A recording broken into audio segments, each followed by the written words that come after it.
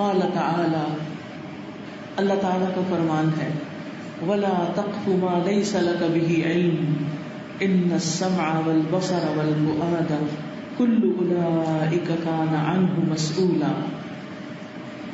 وَلَا تَقْفُ، اور نہ پیچھے پڑو، کس کے؟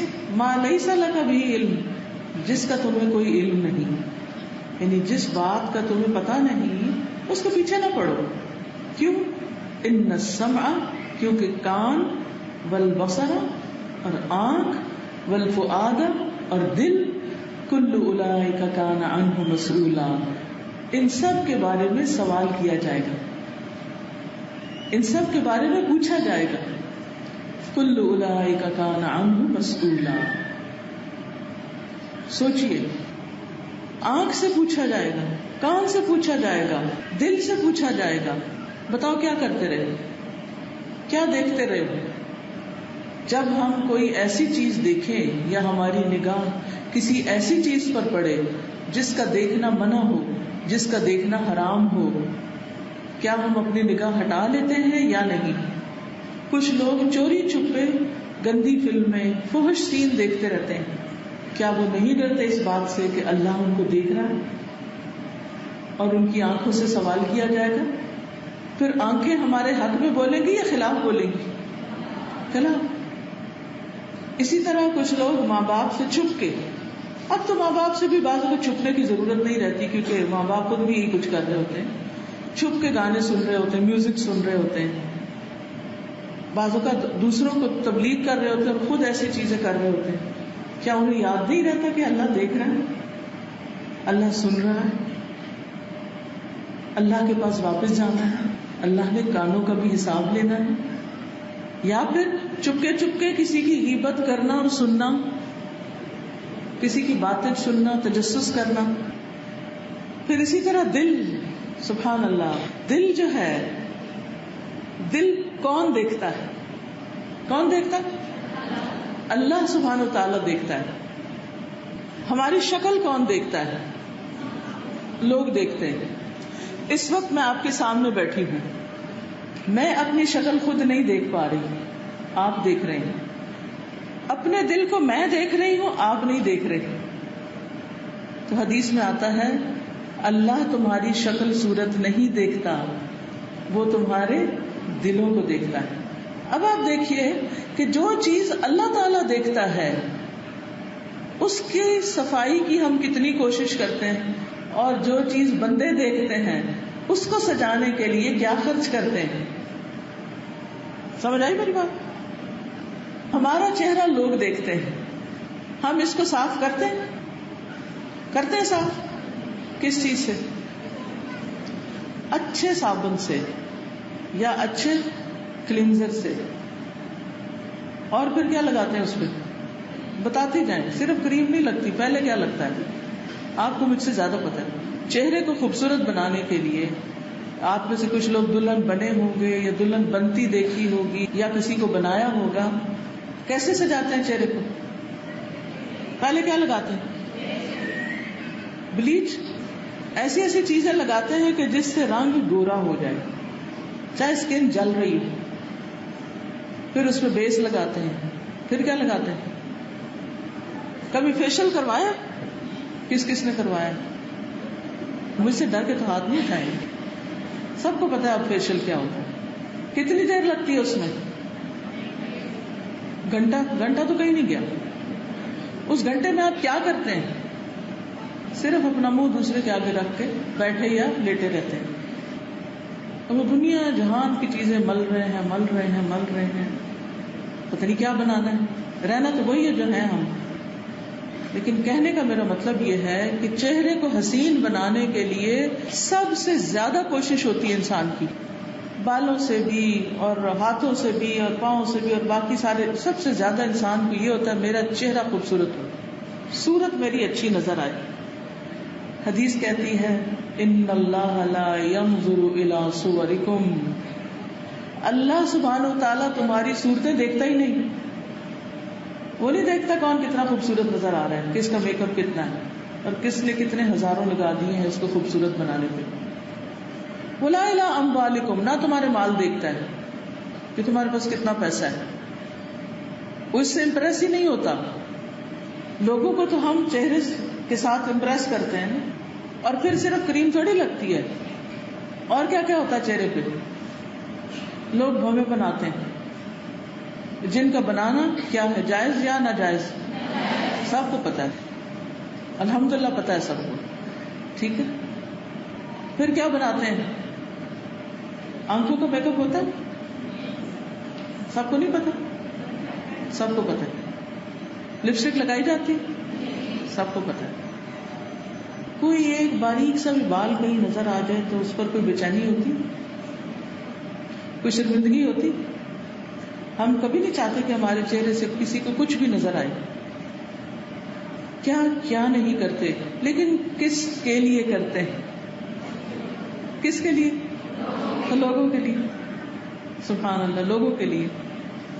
اتنی محنت بس لوگوں کے لیے. اچھا ملتا کیا ہے یہ بتائیے, پھر کیا ملتا ہے, نتیجہ کیا نکلتا ہے؟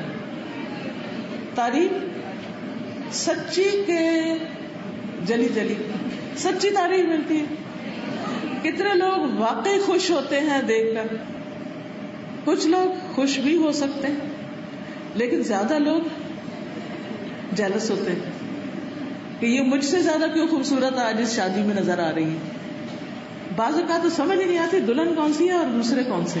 پہلے ہوتا تھا واقعی دلہن کا لباس الگ ہوتا تھا, اب تو بہت لوگوں نے دلہن سے بھی زیادہ قیمتی لباس پہنا ہوتا ہے, دلہن سے بھی زیادہ میک اپ کیا ہوتا ہے, دلہن سے بھی زیادہ زیور پہنا ہوتا ہے, اور مقابلے میں بعض اوقات یہ سب کچھ ہو رہا ہوتا ہے. کیا اللہ سبحانہ و تعالیٰ دیکھ کر خوش ہو رہے ہوتے ہیں؟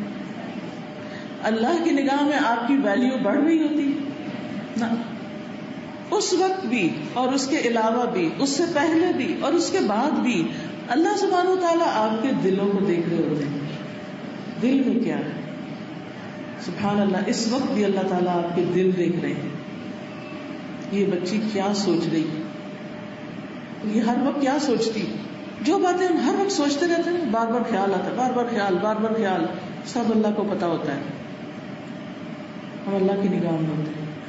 کیا ان ردی قسم کے, فضول قسم کے, بیکار قسم کے خیالات سے نجات کے لیے ہم کوئی کوشش کرتے ہیں؟ کیا اتنی بھی جتنی ہم ایک فیشل کے لیے کر رہے تھے؟ کیا اس دل کی صفائی کے لیے کبھی کچھ مال پیسہ خرچ کیا؟ کیا اس کو زینت دینے کے لیے, اس کو حسین بنانے کے لیے, اس کو خوبصورت بنانے کے لیے ہم نے کوئی محنت کی؟ کیونکہ اصل مطلوب تو یہ ہے. اور اب آگے آ رہا ہے رمضان. رمضان کا مقصود کیا ہے؟ رمضان کس لیے فرض کیا گیا رمضان کے روزے؟ لعلکم تتقون, تقوی کے لیے. تقوی کہاں ہوتا ہے؟ کہ چہرے پر, دل میں. تقوی کس دل میں ٹھہرتا ہے؟ جو دل صاف ہوتا ہے, جس کو وہاں جگہ ملتی ہے, جس کے دل میں جگہ ہوتی ہے تقوی کے لیے. وَلَٰكِنْ زَيَّنَهُ فِي قُلُوبِكُمْ, اللہ دلوں کو زینت بخشتا ہے ایمان کے ساتھ, تقوی کے ساتھ. تو سوچئے, جس چیز کو میرا رب دیکھتا ہے مجھے اسے سجانے کی فکر اور محنت زیادہ کرنی ہے, اور جسے لوگ دیکھتے ہیں اس کو بس ایک مناسب انداز میں رکھنا ہے کہ کسی کو دیکھ کر گھبراہٹ نہ ہو کہ ہائی کتنی اگلی خاتون ہے, اگلی نس نہ فیل ہو دوسرے کو. صاف ستھرا معقول قسم کا اپنے آپ کو رکھیں کہ نہ تو اس پر گھنٹوں لگائیں اور نہ یہ کہ بالکل اس سے بے فکر ہو جائیں, یعنی کہ کوئی خیال ہی نہ کرے اس کا. کیونکہ کچھ خواتین دوسری ایکسٹریم پہ آ جاتی, وہ ڈھنگ سے منہ بھی نہیں دھوتی, وہ زہد اور تقوی کی وجہ سے شیشہ بھی نہیں دیکھتی, وہ اپنے آپ کو فریش کرنے کے لیے کچھ بھی نہیں کرتی, نہ شوہر کے لیے نہ کسی اور کے لیے. کیا یہ درست ہے؟ یہ بھی درست نہیں ہے, یہ بھی ٹھیک نہیں ہے. عورت کو زیب و زینت اختیار کرنی چاہیے کس کے لیے؟ شوہر کے لیے یا بازار کے مردوں کے لیے. کیونکہ افسوس کے ساتھ کہنا پڑتا ہے کہ کچھ بہنیں بس اس وقت میک اپ کرتی ہیں جب انہوں نے شاپنگ کے لیے جانا ہوتا ہے, بازار جانا ہوتا ہے. بھائی کس کو دکھانے کے لیے سب کچھ کر رہے ہیں؟ کیا عقل کام نہیں کر رہی؟ غیر مردوں کو وہ ہمیں دیکھ کے لذت پائیں، ان کی آنکھیں ٹھنڈی کرنے کے لیے. کیوں؟ ہم کو اتنے سستے ہیں، بیکار ہیں، فضول ہیں ہم، کیا ہر ایک کے لیے زیب و زینت کا سبب بن جائے؟ نہیں. ہمیں اگر کسی کی نگاہوں میں اچھا بننے کا شوق ہے تو اللہ سبحانہ و تعالیٰ کی نگاہوں میں اچھا بننے کی فکر کریں اور اس کے لیے وہ کریں جو اللہ تعالیٰ کو پسند ہے. اپنے دلوں کی صفائی کر لیں، دلوں سے نفرتیں نکال دیں، دلوں سے شک نکال دیں اللہ کی ذات کے بارے میں، ایمان کے بارے میں، آخرت کے بارے میں، قرآن کے بارے میں، نبی صلی اللہ علیہ وسلم کے بارے میں. کوئی شک نہیں، ان سب چیزوں پر ایمان ہو، سچا اور پکا ایمان ہو، ایسا ایمان کہ جو دل ٹھنڈا کر دے، جس میں ایسا یقین ہو کہ دل کو قرار آ جائے کہ جو کچھ میں کر رہی ہوں اپنے رب کی خاطر بالکل صحیح ہے اور مجھے اللہ ہی کے لیے کرنا ہے، جس کے بعد لوگوں کو دکھانے کا بھی شوق نہ رہے. ایسا ایمان اور یقین آ جائے. پھر اس دل کو پاک کر لے منافقت سے، دل میں کچھ، زبان پہ کچھ، اوپر کچھ، اندر کچھ، باہر کچھ نہ. پھر حسد سے، کسی کے بارے میں بھی جیلسی ہونے لگے، کیونکہ یہ ساری چیزیں اس لیے کرنا ضروری ہے کہ جو کچھ دل میں ہوتا ہے پھر وہی زبان پہ آنے لگتا ہے. یہاں یہ آیت کس لیے آئی ہے؟ دل کی بات کیوں ہو رہی ہے؟ کیونکہ جو ہم دیکھتے ہیں نا، جو ہم سنتے ہیں، وہ سارا دل پہ جاتا ہے. جب دل پہ برا گندا خیالات ہوتے ہیں تو پھر وہی بات زبان سے نکلتا ہے. زبان آؤٹ پٹ ہے، یہ آنکھیں اور کان سے ان پٹ ہوتا ہے اور دل میں جو کچھ ہوتا ہے اس کا زبان سے آؤٹ پٹ ہوتا ہے. تو جو ان پٹ ہوگا وہی آؤٹ پٹ ہوگا. تو سوچئے ان پٹ کیا ہے، کیا سنتے ہیں، کیا دیکھتے ہیں، کیا سوچتے ہیں اور پھر کیا بولتے ہیں. کیونکہ جو آپ بولتے ہیں اسی کی بنا پر آپ کی ویلیو بنتی ہے، آپ کی قدر و قیمت ہوتی. آپ دیکھیے کہ زندگی میں آپ دو طرح کے لوگوں کو ملتے ہیں. ایک وہ ہوتے ہیں جن کی بات سن کے آپ کا دل خوش ہو جاتا ہے اور آپ کا بار بار ملنے کو دل کرتا ہے. اور کچھ لوگ ایسے ہوتے ہیں کہ جو بات ایسی کرتے ہیں کہ آپ کے دل پہ کانٹے کی طرح جو بجائے آپ نکالنے لگے تو وہ اور آگے چلا جائے. کچھ کانٹے ایسے بھی ہوتے ہیں کہ آپ کو باہر نکالنے تو ادھر ہی ٹوٹ کے اندر رہ جاتے ہیں، وہ نکل نہ پائے. آپ کی زبان ہی آپ کی قدر و قیمت بڑھا دیتی ہے اور آپ کی زبان ہی آپ کی قدر و قیمت گھٹا دیتی ہے. زبان سے ہی عزت ملتی ہے، زبان سے ہی انسان ذلیل ہوتا ہے. اس لیے دلوں کی صفائی بہت ضروری ہے. صرف ظاہر سجانے سے کچھ نہیں بنے گا جب تک دل نہیں سجیں گے. اور کس قدر شرم کی بات ہوگی اگر ہم لوگوں کو تو اہمیت دیں اور اپنے رب کو اہمیت نہ دیں. وہ تو سجائیں جو لوگ دیکھ رہے ہیں اور وہ نہ سجائیں جو ہمارا رب دیکھ رہا ہے. آپ جس سے محبت کرتے ہیں اس کی خوشی کے لیے کام کرتے ہیں نا، یا نہیں؟ اور اس کے لیے کیا کیا نہیں کرتے. محبت آپ سے کتنے مشکل کام کروا دیتی ہے بڑی آسانی کے ساتھ. آپ شوق سے کرتے ہیں، بھاگ بھاگ کے کرتے ہیں. جب آپ کو قرآن مجید سے محبت ہو جاتی ہے تو اس کو پڑھنا کچھ مشکل لگتا ہے، اس کو یاد کرنا کچھ مشکل لگتا ہے، اس کو سمجھنا کچھ مشکل لگتا ہے. وہ دنیا کا سب سے خوبصورت کام لگتا ہے. اور اگر دل میں نہ ہو تو پھر بڑا مشکل ہے. تو اللہ تعالیٰ فرماتے ہیں کہ کل اولئک کان عنہ مسئولا، ان میں سے ہر ایک سے سوال کیا جائے گا. قال ابن عباس، ابن عباس کہتے ہیں اے لا تقل، یعنی نہ کہو. وقال الاوفی، اور اوفی کہتے ہیں لا ترم احدا، نہ الزام دو کسی کو، بما لیس لک بہ علم، جس کا تمہیں کوئی علم نہیں. وقال محمد بن الحنفیہ، اور محمد بن حنفیہ کہتے ہیں یعنی شہادت الزور، جھوٹی گواہی نہ دو. اپنی زبان سے وہ باتیں نہ کرو جو جھوٹی ہو، وہ نہ کرو جن کا تمہیں پتہ نہ ہو، اور کسی پر الزام بھی نہ لگاؤ. وقال قتادہ، قتادہ کہتے ہیں لا تقل رأیت، مت کہو کہ میں نے دیکھا، ولم ترى، اور تم نے دیکھا ہی نہ ہو. وسمعت ولم تسمع، اور نہ کہو کہ میں نے سنا حالانکہ تم نے سنا ہی نہیں. وعلمت اور مجھے معلوم ہے، میں نے جانا. ولم تعلم اور تمہیں پتہ ہی نہیں. ہاں مجھے پتہ ہے حالانکہ پتہ ہی نہیں. فإن اللہ سائلک عن ذلک کلہ کیونکہ اللہ تعالیٰ ان سب چیزوں کے بارے میں تم سے پوچھے گا کہ یہ بات تم نے کہی کیوں. استغفر اللہ، کتنی خطرناک بات ہے. بعض لوگ جب دین کی تبلیغ کرنے لگتے، تعلیم دینے لگتے ہیں، تو وہ لوگوں کو خوش کرنے کے لیے کہنے لگتے ہیں میں نے یہ پڑھا، حالانکہ کوئی پڑھا نہیں ہوتا. میں نے یہ دیکھا، حالانکہ دیکھا نہیں ہوتا. بھول چوک تو الگ ہے، لیکن جان بوجھ کے ایسی بات کرنا کہ میں نے کہیں پڑھا ہے اور پڑھا نہ ہو تو یہ کیا لکھا جائے گا؟ جھوٹ لکھا جائے گا.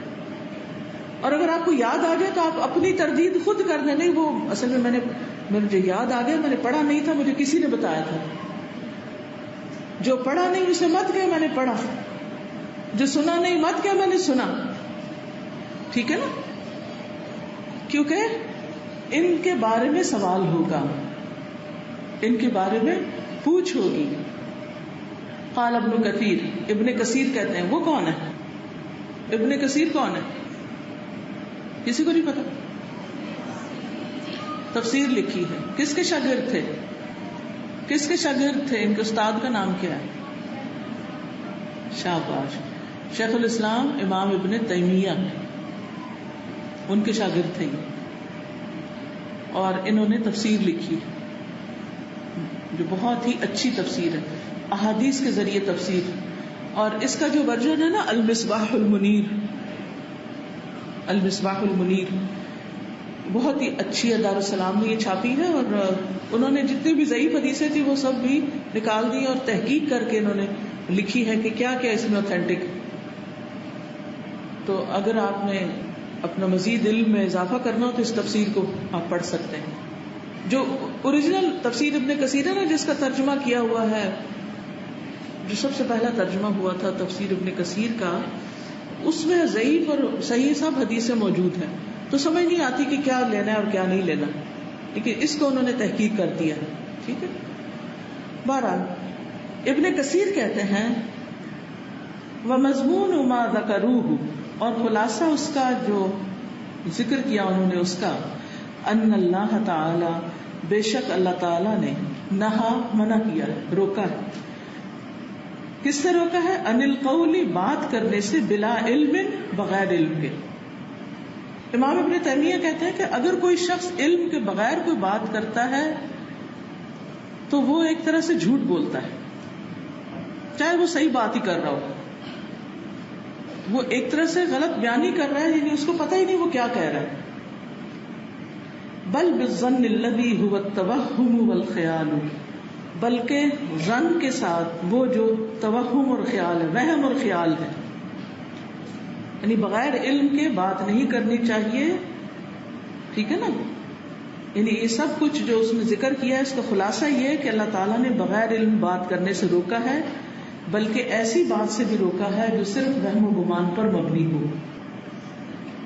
وقال تعالی، اور اللہ تعالیٰ نے فرمایا، ما یلفظ من قول الا لدیہ رقیب عتید، نہیں کوئی لفظ نکلتا یعنی اس کی زبان سے مگر اس کے پاس ایک حاضر باش نگران موجود ہوتا ہے. اس کا نام کیا ہے؟ کون ہے وہ نگران ہمارا؟ کون نگرانی کر رہے ہیں ہماری؟ کرامن کاتبین. قرآن مجید میں آتا ہے نا کہ ان علیکم لحافظین کرامن کاتبین یعلمون ما تفعلون، تم پر یقیناً نگہبان مقرر ہیں. ان علیکم لحافظین، کرامن معزز، کاتبین لکھنے والے، یعلمون وہ جانتے ہیں، ما تفعلون جو تم کر رہے ہو، سب پتا ہے جو بھی تم کر رہے ہو، اکیلے میں کر رہے ہو، لوگوں کے سامنے کر رہے ہو، سب جانتے ہیں اور وہ لکھ رہے ہیں. اور جو ہم بولتے ہیں اس کے اس آیت میں تو خاص طور پر آیا ما یلفظ من قول، کوئی بات ایسی نہیں جو منہ سے نکلے، وہ بھی لکھ لیتے ہیں. ہم سی کرتے ہیں وہ بھی لکھ لیتے ہیں، ہا کرتے ہیں وہ بھی لکھ لیتے ہیں، او کرتے ہیں وہ بھی لکھ لیتے ہیں، کوئی آوازیں ہم نکالتے ہیں وہ بھی لکھ لیتے ہیں. ہر چیز لکھی جا رہی اور ہر چیز یا ہمارے حق میں جا رہی ہے یا ہمارے خلاف جا رہی ہے. تو اس لیے ہمیں بہت محتاط ہونے کی ضرورت ہے. ای ما یتکلم ابن آدم بکلمۃ الا ولها من یرقبها معد لذلك یکتبها ولا يترك كلمة ولا حركة كما قال تعالى وإن عليكم لحافظين كراما كاتبين يعلمون ما تفعلون. ای یعنی ما یتکلم نہیں کلام کرتا ابن آدم آدم کا بچہ یعنی انسان بکلمۃ کوئی بھی کلمہ نہیں بولتا کوئی بھی بول الا ولہا مگر یہ کہ اس کے لیے من یرقبها جو اس کی نگرانی کر رہا ہوتا ہے جو اس کو واچ کر رہا ہوتا ہے معد تیار ہوتا ہے لذالک اس کے یکتبها کہ لکھ لے اس کو ولا یترک کلمۃ اور وہ ایک بات بھی نہیں چھوڑتا کوئی بات ولا حرکتا نہ کوئی حرکت یعنی اگر بات کرتے والے جیسے انگلی اٹھائیے نا تو یہ بھی اس نے دیکھ یہ بھی لکھ لی ہماری حرکتیں بھی اور ہماری حرکتیں صرف ہاتھوں کی نہیں ہوتی کس کس چیز کی ہوتی آنکھوں کی یس کبھی ہم آنکھیں نکالتے ہیں ٹھیک ہے نا بچوں کو بعض بتا کچھ نہیں کر صرف آنکھ نکال رہے ہوتے ہیں کبھی ہم آنکھ کے اشارے سے دوسرے کے بارے میں کچھ کہہ رہے ہوتے ہیں اس کی غیبت زبان سے نہیں کر رہے ہوتے آنکھ سے کر رہے ہوتے ہیں ادھر دیکھو یہ ہم نے ایسا صرف کیا فرشتے نے وہ بھی دیکھ کے لکھ لیا کبھی ہم ناک چڑھا رہے ہوتے ہیں کبھی ہم سر ہلا رہے ہوتے ہیں منہ سے کچھ نہیں کہہ رہے کوئی ہمیں کہتا ہے نا کہ کچھ یعنی یہ کر دو یہ نہیں ہو سکتا کبھی ہم اوپر نیچے ہلاتے ہیں کبھی رائٹ لیفٹ ہلاتے ہیں سب ان کو پتا ہے کہ کیوں ہلایا کچھ سال پہلے جب میں ترکی گئی اور پڑھنے کے لیے گئی تھی لائبریریز وغیرہ کے استعمال کے لیے تو میں جب ان سے پوچھتی کہ بھئی یہ کتاب ہے تو وہ کہتے اب مجھے سمجھ ہی نہ آتی یعنی نیچے سے اوپر سر کرنے کا مطلب ہوتا ہے نو یعنی آپ نے لائبریرین سے پوچھا یہ فلاں کتاب ہے تو اگر انہوں نے کہنا نا نہیں تو کہے منہ سے بعض اوقات نہیں کہتے تھے منہ سے کہتے یو نو یو کہتے ہیں ان کی زبان تو اب یہ ہے کہ ان کے فرشتے پھر نیچے سے اوپر کو نو لکھتے ہوں گے اور ہمارے فرشتے رائٹ لیفٹ کو نو لکھتے ہیں بہرحال کوئی حرکت بھی جو ہم کرتے ہیں باتیں کرتے ہوئے جو ہماری باڈی لینگویج ہوتی ہے وہ بھی ساتھ ساتھ نوٹ ہو رہی ہوتی ہے کیونکہ ہماری جو باڈی لینگویج ہوتی ہے یا اس میں محبت ہوتی ہے یا اس میں نفرت ہوتی ہے یا اس میں غصہ ہوتا ہے یا پھر تکبر بھی ہوتا ہے تو بعض اوقات ہم تکبر سے اترا کے چل رہے ہوتے ہیں ہر چیز لکھی جا رہی ہے آج کل لوگوں کو ویڈیو بنوانے کا بہت شوق ہوتا ہے چھوٹی چھوٹی چیز بچوں کی ایک میری اسٹوڈنٹ نے مجھے کینیڈا سے پوچھا میسج کیا کہنے لگی کہ مجھے بہت پریشانی ہوتی ہے کہ میرے پاکستان میں جو بہن بھائی ہیں وہ مجھے ہر روز کہتے ہیں کہ بچوں کی ویڈیو بھیجو تو میں ہر روز یہی کام کروں اور ان کا کام یہ ہے کہ وہ اکثر دن میں کئی دفعہ بعض اوقات بچہ یہ کر رہا ہے ویڈیو بنائی ڈالی ویڈیو بنائی تصویریں اتنی تصویر کدھر لے جانی اور پھر وہ صرف میموری میں فون کی بھری جاتی تک فون اسٹک ہو جاتا تو ساری ڈیلیٹ ہو جاتی کدھر گئی یہ ایفرٹ تو کوئی تصویر بنانے سے پہلے بھی کوئی چیز کرنے سے پہلے سوچنا چاہیے ہم کیا کرنے جا رہے ہیں کیوں کر رہے ہیں کیا مقصد ہے صرف اس لیے کہ کیمرے والا فون مل گیا ہر چیز کی تصویر بنا لو یہاں بنائے اللہ کی قدرت کی نشانیوں کی آپ شیئر کریں کسی سے وہ بھی غور و فکر کرے کوئی مقصد ہو بے مقصد نہیں یعلمون ما تفعلون کما قال تعالی جیسے اللہ تعالیٰ کا فرمان ہے وَإِنَّ عَلَيْكُمْ لَحَافِظِينَ یقیناً تم پر البتہ حفاظت کرنے والے ہیں نگران ہیں کرامن کاتبین معزز لکھنے والے یعلمون ما تفعلون وہ جانتے ہیں جو تم کرتے ہو فیا اخی المسلم پس اے مسلمان بھائی لماذا تهلك نفسك بالثرثرة وكثرة الكلام وإضاعة الوقت في القيل والقال لماذا کیوں تهلك تم ہلاک کرتے ہو کیوں تم ہلاک کرتے ہو نفسك اپنی جان کو بالسرسرتی فضول باتوں سے، وکثرت الکلام اور کثرت کلام سے، واضاعت الوقت اور وقت ضائع کرنے سے، بالقیل والقال قیل و قال میں. قیل و قال کیا ہوتا ہے؟ ہی سیڈ شی سیڈ، اس نے کہا اس نے کہا فلاں نے کہا فلاں نے کہا، اس کی بات اس کی بات اس کی بات، بس باتیں باتیں، آخر میں حاصل کیا وہ کچھ بھی نہیں. ان چیزوں میں وقت نہ ضائع کریں، اس کی بجائے اللہ کا ذکر کریں، کسی کو کچھ تعلیم دیں، کسی سے کوئی اچھی بات ایسی شیئر کرے کہ جو دوسرے کے لیے خوشی کا باعث ہو، کوئی کسی کے لیے علم کا باعث ہو، عبرت کا باعث ہو، بامقصد گفتگو ہو. اما یکفیک، کیا تمہارے لیے کافی نہیں، ان تنظر فی عیوب نفسک فتحاول اصلاحها، کہ تم دیکھو اپنے نفس کے عیوب کو، اپنی غلطیوں کو، اپنے عیبوں کو دیکھنے میں وقت لگاؤ. فتحاول، پھر کوشش کرو، اصلاحها، اس کی اصلاح. جب ہم ہر وقت دوسروں کو دیکھتے رہتے ہیں نا کہ اور کیا کر رہے ہیں اور ان کی باتیں ڈسکس کرتے رہتے ہیں، تو اکثر ہم بھول جاتے ہیں کہ ہم خود کیا کر رہے ہیں، اپنے بارے میں بھول جاتے ہیں، پھر اپنی غلطیاں بھی نظر نہیں آتی، پھر سوچنے کا موقع ہی نہیں ملتا. آپ دیکھیے کہ جب تک ہم چپ نہیں ہوتے نا تو غور و فکر ہی نہیں ہو پاتا، سوچ سمجھ ہی نہیں ہوتی. تو اس لیے بے حد ضروری ہے کہ انسان غور و فکر سے کام لے، خاموشی کے ساتھ، اور اپنے اوپر غور و فکر کرے کہ میں نے کون کون سی باتیں ٹھیک نہیں کی. کل قیامت کے دن انسان کا اعمال نامہ جب اس کے سامنے آئے گا تو اس سے کہا جائے گا کفا بنفسک اليوم علیک حسیبا، آج تم اپنا حساب لینے کے لیے خود ہی کافی، تمہیں خود ہی پتا ہے کہ تم نے کیا کیا ہے. کسی اور نے کیا حساب لینا ہے، وہ تو لے گا ہی جس نے لینا ہے، لیکن تم خود بھی اپنے اعمال نامے کو دیکھ کے بتا سکتے ہو کہ تم نے اچھے کام کیے یا نہیں کیے، کیونکہ سب کچھ سامنے آ جائے گا، دائیں ہاتھ میں یا بائیں ہاتھ میں جو بھی آئے گا انسان کے سامنے کھل جائے گا. کیونکہ جو کچھ لکھایا جا رہا ہے، ریکارڈ ہو رہا ہے، یہ ایسے ہی نہیں کہ ہماری تصویروں کی طرح جمع کرتے جا رہے ہیں اور آخر میں ڈیلیٹ ہو جائے. اللہ سبحانہ وتعالیٰ جو اعمال نامہ تیار کروا رہے ہیں وہ ڈیلیٹ نہیں ہونے کا، وہ کل قیامت کے دن خود ہی دیکھنا پڑے گا اور انسان خود ہی اپنے آپ کو جج کر لے گا. تو اس سے پہلے کہ کل ہم اپنے آپ کو دیکھیں کہ ہم نے صحیح کیا یا غلط کیا، ہمیں کیا کرنا چاہیے؟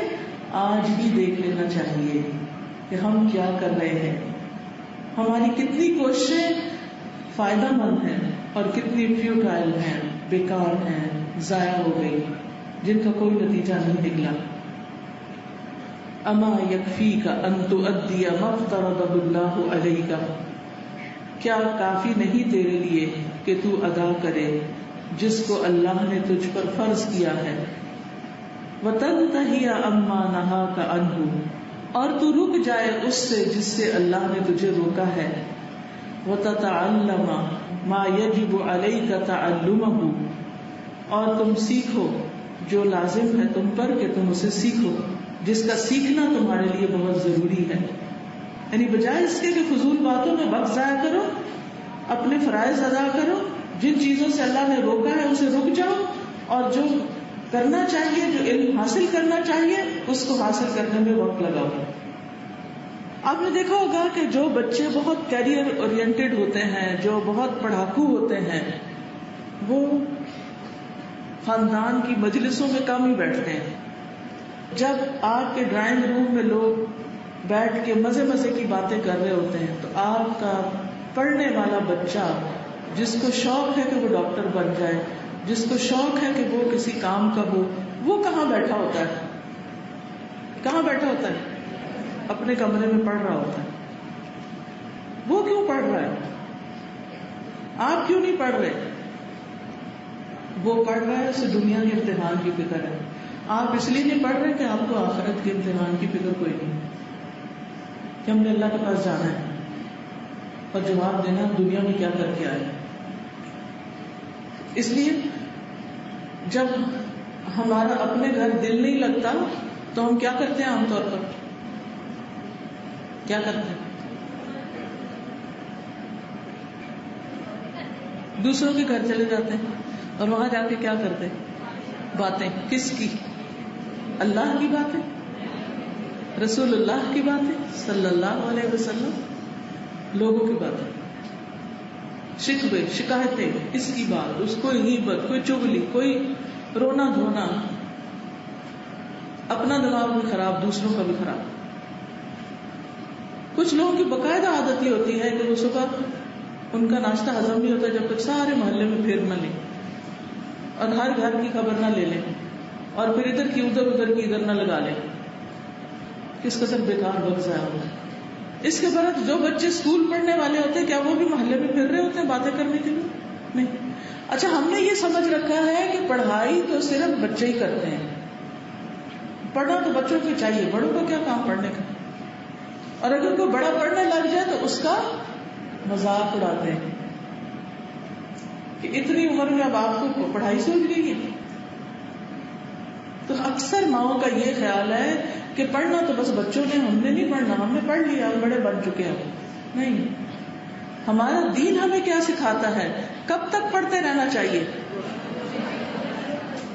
قبر میں جانے تک، مرنے تک سیکھتے رہنا چاہیے. ایک چیز سیکھ لی، کچھ اور سیکھیں، کچھ اور سیکھیں. میں اپنی ان ساری بہنوں سے جو عمر کے ایسے حصے میں پہنچ چکی ہیں جن کے بچے بڑے ہو چکے ہیں، بچوں کی شادیاں ہو چکی، یا وہ اپنے اپنے کاموں میں لگے ہوئے، شادی نہیں بھی ہوئی، اپنے اپنے کاموں میں لگے ہوئے ہیں، وہ سارے اپنے کام کاروبار پہ چلے جاتے ہیں اور آپ اکیلی گھر بیٹھ کے روتی ہیں، یا وہ ملک سے باہر چلے گئے ہیں اور آپ ان کے پیچھے ان کو یاد کر کر کے رو رہی ہیں، یا آپ سارا دن اس بات پر افسوس کر رہی کہ آج میرے فلاں بچے نے مجھے فون نہیں کیا. آپ کیا کریں؟ قرآن حفظ کرنا شروع کر دیں. پچھلے دنوں میں قطر گئی ہوئی تھی تو مجھے بڑی حیرانی ہوئی کہ بڑی بڑی عمر کی عورتیں قرآن حفظ کر رہی ہیں، اور ایک خاتون جو مجھے ایگزیکٹ ان کی عمر نہیں پتا ہوگی لیکن 50 سال سے کم نہیں ہوگی، وہ انہوں نے ابھی کچھ عرصہ پہلے قرآن حفظ کیا اور پھر پاکستانی اوریجن کی ہے، اور ان کا سارا دن کام کیا ہوتا ہے کیونکہ بچے بڑے ہوئے، شادی ہو گئی، سارا دن کام یہی ہوتا ہے کہ اپنا قرآن لیا، اپنا سبق پچھلا پکا کیا، آگے سے لیا، پیچھے سے لیا، آگے پڑھ رہے ہیں. آپ دیکھیے ایک حرف پر 10 نیکیاں، تو دن میں جب وہ کتنی آیتیں، کتنے سپارے پڑھ جاتے ہیں، تو اپنی قبر کے لیے کیا کیا سامان تیار کر رہے ہیں. دنیا میں تو تھوڑا دن رہنا ہے نا، قبر میں کب تک رہنا ہے نہیں پتا، کئی سال، جب تک قیامت نہیں آتی. قبر ہی قبر کی زندگی ہے. قبر کی زندگی کتنا بڑا ہے وہ گھر، وہاں کوئی کام ہوگا؟ کوئی کام نہیں، بس کیا ہوگا؟ لیٹے ہیں. وہاں کس چیز کی خوشی ہوگی؟ کیا چیز روشنی بنے گی؟ کیا چیز سہارا ہوگا؟ کیا چیز رونق ہوگی؟ کس چیز کو دیکھ دیکھ کے خوش ہوں گے؟ اپنے عمل. شکر ہے ساتھ لے کے آئی. کوئی ساتھ والی قبر سے بھی نہیں دے گا کچھ. دنیا میں تو نہیں کچھ ہوتا نا تو ہم سائے دے دیتے ہیں، جا کے جلدی سے بازار سے لے آتے ہیں، گھر میں سٹور کر کے رکھتے ہیں کہ کمی نہ ہو. لیکن وہاں کیا ہوگا؟ وہاں کچھ بھی نہیں. بس ابھی جو کچھ آپ بھیج رہے ہیں نا وہاں وہی کام آئے گا. جو مردے کو لٹایا جاتا ہے، کوئی نیکی سر کی طرف سے آ جاتی ہے، کوئی دائیں طرف سے آ جاتی ہے، کوئی بائیں طرف سے آ جاتی ہے، کوئی پاؤں کی طرف سے آ جاتی ہے اور اس مردے کو پروٹیکٹ کرتی ہے. اس کے لیے وہ جنت کا باغ بن جاتا ہے. لیکن اگر کوئی انسان آج اپنی زندگی ضائع کر رہا ہے فضول باتوں میں، تو کل پھر اس کے لیے پریشانی ہی پریشانی. وہاں تو رونا چیخنا بھی کوئی نہیں سنے گا. کوئی چاہے باہر قبر پہ آ کے بھی بیٹھا ہوا ہو، وہ بھی آپ کی کوئی مدد نہیں کر سکتا. اس دن کی فکر کیجیے کہ میری قبر کی روشنی کے لیے میرے پاس کیا ہے. تو ادھر ادھر کی باتوں میں وقت ضائع کرنے کے بجائے ابھی آپ ترجمہ پڑھ رہے ہیں، ترجمہ پڑھیں، تفسیر پڑھیں، یاد کریں، ترجمہ یاد کریں.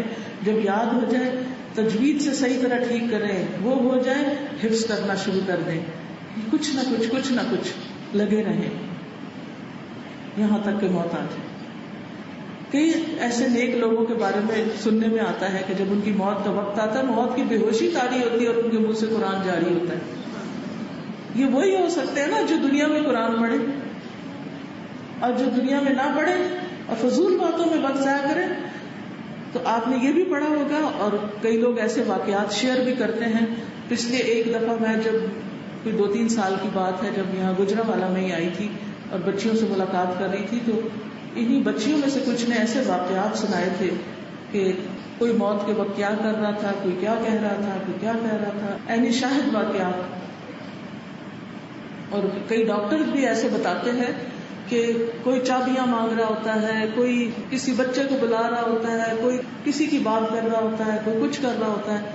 کم ہی لوگ ہیں جو کلمہ پڑھ رہے ہوتے ہیں، کیونکہ زندگی جب فضول کاموں میں گزری تو موت کے وقت پھر اچھے کام کہاں سے یاد آئیں گے. اس لیے ہم سب کو فکر کرنی چاہیے کہ آج اچھے کام کریں، کیونکہ ہم نے جانا ہی جانا ہے یہاں سے. آج جائیں گے، ہو سکتا ہے کچھ دن تک ہمارے بچے ہمیں یاد کریں، کوئی دوست احباب رشتے دار یاد کریں، دعائیں کریں. اس کے بعد کیا ہوگا جب وہ بھی مر جائیں گے؟ ان کے بچے یاد کریں گے، اور پھر اگلی نسل وہ تو ان کو تو ہمارا نام بھی نہیں یاد ہوگا. تو آج وقت ہے اپنے لیے کچھ کر لیں. پھر کہتے ہیں اما یکفیک ان تشغل اوقاتک بطاعت اللہ، کیا کافی نہیں تیرے لیے کہ تو اپنے اوقات کو مشغول کرے اللہ کی اطاعت میں. وتعمر حیاتک بذکرہ، اور تو آباد کرے اپنی زندگی کو اس کے ذکر کے ساتھ. وتلاوت کتابہ، اور اس کی کتاب کی تلاوت کے ساتھ. اما یکفیک ان تقول لا ادری فیما لا تدری، کیا تمہارے لیے کافی نہیں کہ تم کہو میں نہیں جانتا اس بارے میں جو تم نہیں جانتے. جس چیز کو تم جانتے نہیں اس کے بارے میں کہو میں نہیں جانتا، لا ادری. یہ بھی بہت بڑی بات ہے. ضروری نہیں کہ ہر بندے کو ہر بات آتی ہو، تو بغیر علم کے بولنا نہیں چاہیے. جو پتا ہے بس وہی ذکر کرے اور باقی باتیں نہیں.